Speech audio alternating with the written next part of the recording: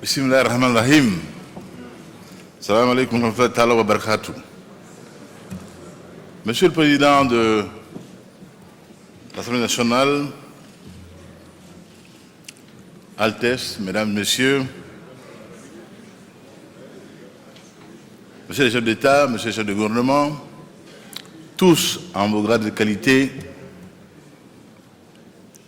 laissez-moi dire le plaisir vif qui est le mien de me trouver en ce Parlement tunisien où j'ai l'habitude d'être reçu par un frère que j'appelais mon frère avec le cigare, Fouad Mebaza. Et dans une autre vie, président de l'Union parlementaire africaine, il m'y a reçu avec bonheur, amitié, et en ce temps-là, nous étions amateurs de Coïbas. Fouad. Chers amis, merci à mon frère et ami le président Marzouki pour son aimable, amicale et fraternelle invitation.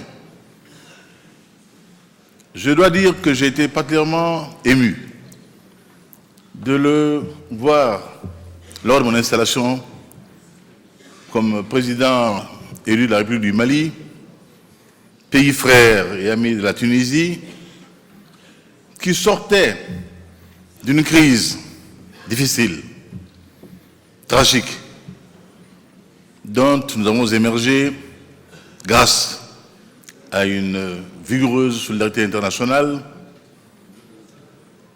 initiée de manière amicale, avec un courage politique évident par notre ami François Hollande.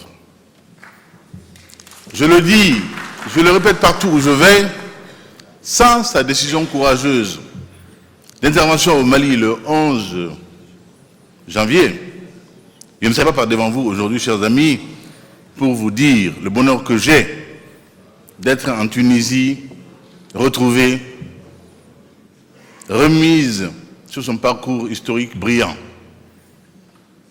Et l'intervention française, l'initiative française, suivie par d'autres Africains, d'autres Africaines, singulièrement mon frère et ami Iris Déby Itno, dont les troupes, avec courage, abnégation, ont affronté le Terragar. Et toutes les troupes qui sont venues et toutes les amitiés dont nous avons été entourés durant cette épreuve malienne. Pourquoi? Nous savons, nous, le prix qu'un peuple paye quand il est dans les tourments. Vous avez su merveilleusement vous redresser, chers amis tunisiens, et c'était un devoir naturel et absolument de mise que nous venions ici aujourd'hui dire notre appréciation la plus positive de ce que vous avez réussi dans la concorde, dans la communion nationale.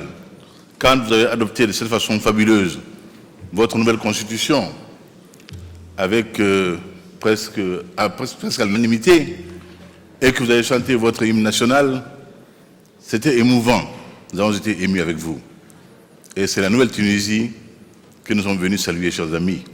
Je suis venu le faire au nom du Mali, à mon nom propre, et vous dire quel bonheur est le nôtre aujourd'hui d'être avec vous. Quand l'ami connaît un moment de fierté nationale, de communion nationale, on doit être à ses côtés. Nous sommes donc venus ici avec bonheur, comme je l'ai dit hier en arrivant en Tunis, et vous dire également que nous formulons des vœux chaleureux pour que cette nouvelle Tunisie atteigne son ambition de présence au monde de qualité, ainsi que vous en avez habitué. Pays de progrès, pays de culture. On a beaucoup cité ici aujourd'hui l'auteur de Prolégomènes, qui le premier a dit au monde l'éclat et la qualité de la civilisation de Tombouctou. Quand il a dit que cette ville, perle de l'islam, est une ville où l'on va pour apprendre, pour connaître se situer. Et que dans cette ville, quand l'on y venait à mourir, venant d'ailleurs, pas une aiguille ne disparaissait de vos effets tant que vos endroits n'avaient envoyé les chercher. Merci Ibn Khaldoun. Merci à la Tunisie. Bon vent. Merci.